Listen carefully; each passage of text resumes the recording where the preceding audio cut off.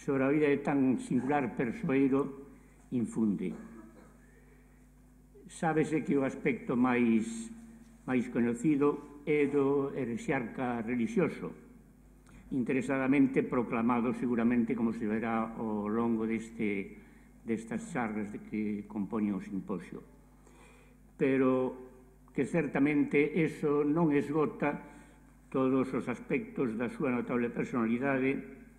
nin é precisamente, creemos, o aspecto de herexe religioso o máis interesante. Interésanos saber fundamentalmente, como en moitos sitios ten coñecido, fundamentalmente en Europa, por contraposición ao que ocorre no noso país,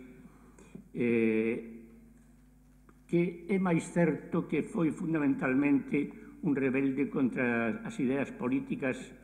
da época. É dicir, como se di no folleto, un rebelde político.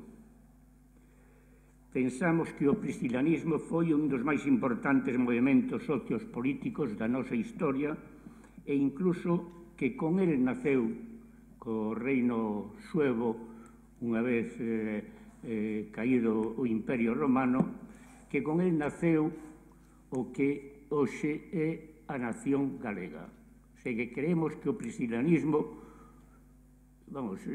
creemos, por lo menos o creo eu, supoño que hai outros historiadores que tamén o creen, e somos moitos os que creemos que aí está o primeiro xérmolo co reino suevo da nación galega. A Asociación Cultural O Galo,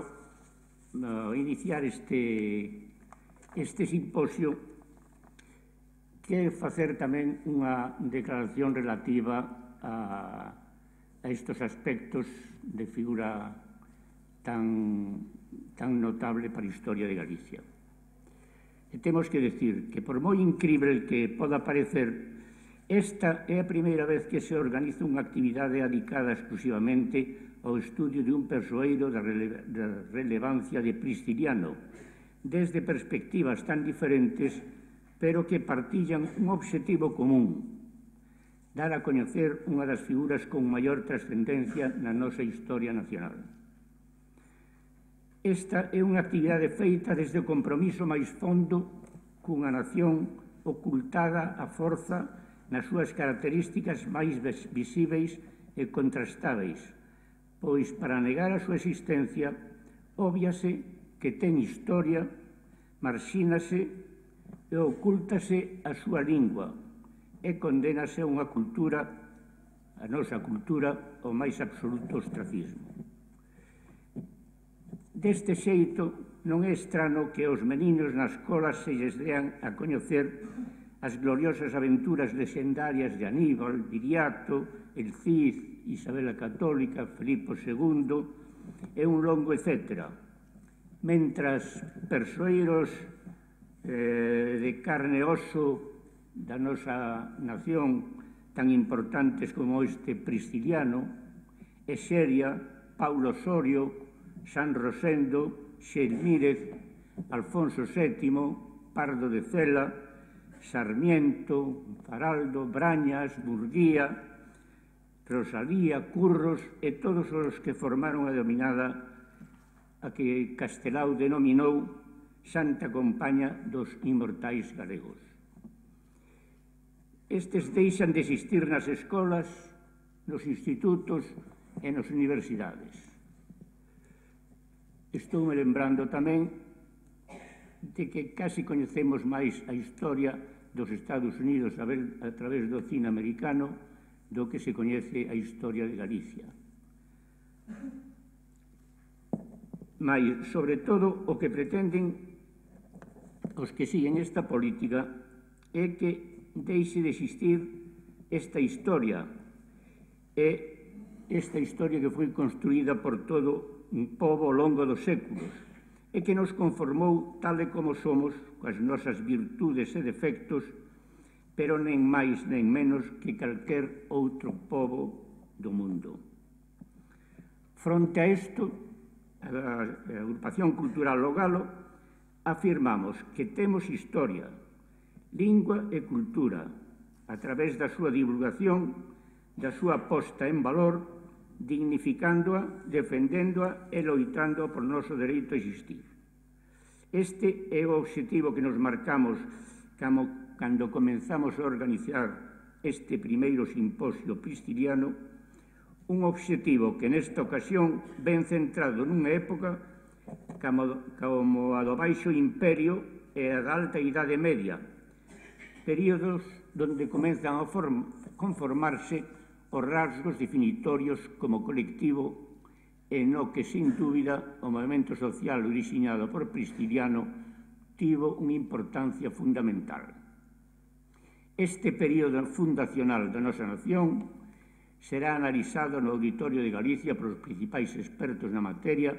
entre os que existen no mundo, que ampliarán a súa nómina nas actas que serán publicadas pola editorial Toxos Outros. Agradecemos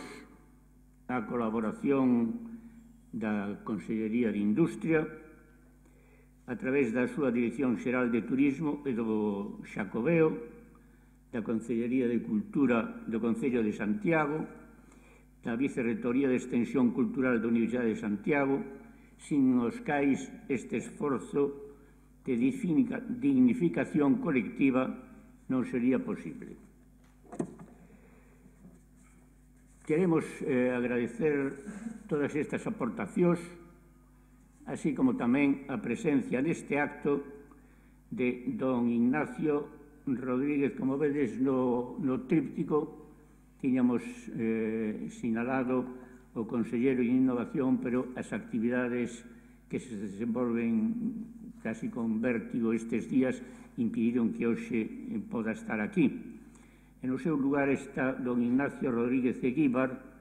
que é o director xerente do Xacobeo, e que ven, por suposto, en nome do Conselleiro de Innovación e Industria da Xunta de Galicia. E don Néstor Rego Candamil, Conselleiro de Cultura e primeiro tenente alcalde do Concello de Santiago. Ten a palabra don Ignacio Rodríguez Eguíbar. Bos días. Eu, como dicía o presentador, traigolles un saúdo do conselleiro don Fernando Blanco Álvarez, que por motivos de axenda non pode estar aquí. Indudablemente van ustedes a disfrutar de unha serie de conferencias sobre a figura de Pristiliano, pero máis sobre a época que tocou vivir e sobre esa época tan interesante da caída do Imperio Romano e a despoboación dos castros, a ruralización de Galicia, ese primeiro reino de menos de 200 anos, pero que marcou fundamentalmente a historia deste país e a lingua, e o cerne da diferenciación na lingua entre a lingua que tiñamos e a lingua que imos ter e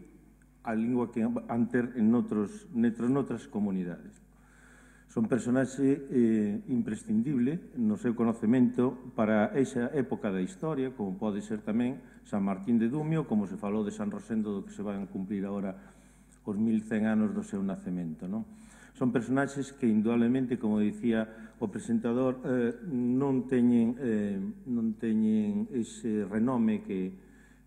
teñen outros personaxes máis, digamos, estatais nese sentido, porque, bueno, por moitas veces non interesaba, non? En ese sentido, eu teño por seguridade que vostedes van a disfrutar de unhas conferencias moi importantes e que a primeira vai ser de don Xosé Chao Rego, que foi meu profesor no meu primeiro curso de perfeccionamento do galego alá nun verao en Foz, e que disfrutamos da súa sabiduría e seguimos disfrutando dos seus libros, e co que teño pois unha amistade moi entrañable. Nada máis, agradecerlles a súa presencia e esperar que destas conferencias saian ustedes moito máis sabios do que entraron. Moitas gracias.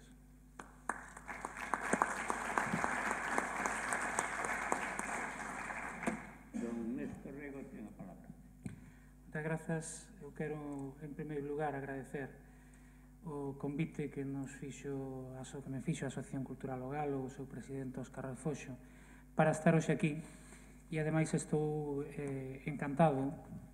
de que este simposio se poda facer nun espazo fundamental da cultura en Compostela como é este Auditorio de Galiza. Non podía ser de outra maneira na medida en que a Asociación Cultural O Galo está a desenvolver e veno facendo dende hai máis de 40 anos na nosa cidade un labor fundamental de investigación, de coñecemento, de difusión e de creación cultural que, desde logo, creo que hai que valorar e que será valorado sin lugar a dúbidas. Dentro dese labor de investigación e de difusión, quero resaltar actividades que se fixeron máis recentemente nos últimos anos. Hoxe estamos inaugurando un simposio sobre o Prisciliano, pero hai aproximadamente un ano estábamos tamén inaugurando, estábamos participando nun simposio que quixo e creo que conseguiu darlle máis relevancia, máis difusión á obra e ao pensamento de Xosé Chaurrego, que hoxe nos honra tamén aquí coa súa presenza. Ou con anterioridade, todo o traballo para dar a coñecer a existencia na Catedral de Santiago de Compostela da Capela Real, da Caperla do Rei de Galiza, que ven sendo ni máis ni menos que o signo máis evidente de que o Reino de Galiza existiu, cousa que parece sorprendente que teñamos que afirmar, pero que está claro que aínda sigue sendo bastante ignorada por razóns ás que antes Óscar Refoxo e Ignacio Aguíber fixeron referencia. En este sentido, este congreso este simposio sobre o Prisciliano eu creo que non só oportuno, sino necesario. Teñamos en conta que, ademais, ten lugar dentro do chamado Ano da Memoria. E a veces, cando falamos do Ano da Memoria, temos tendencia a pensar que a memoria debemos empezar a rescatala en 1936. E a verdade é que ese é o período máis recente e por as características realmente tráxicas desde o punto de vista social, político, cultural, humano que tivo para o noso país, pois é no que debemos facer máis fincapé. Pero, sin lugar a dúbidas, a nosa obriga como país, como nación, a nosa obriga como institucións, como persoas, é rescatar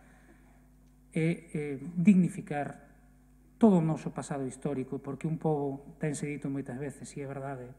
que non coñece o seu pasado tampouco sabe cara onde vai. Nós queremos coñecer o noso pasado, queremos dar a coñecer o noso pasado, porque iso forma parte tamén da nosa identidade e iso, polo tanto, é un elemento fundamental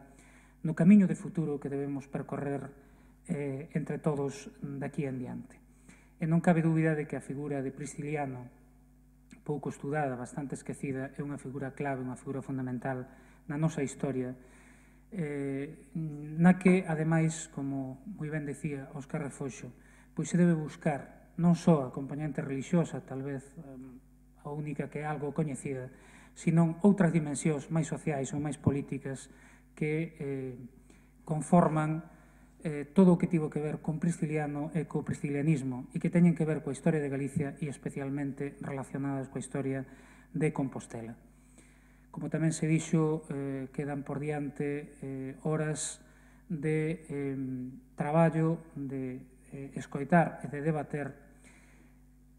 conferencias e relatorios impartidos por os máis recoñecidos estudosos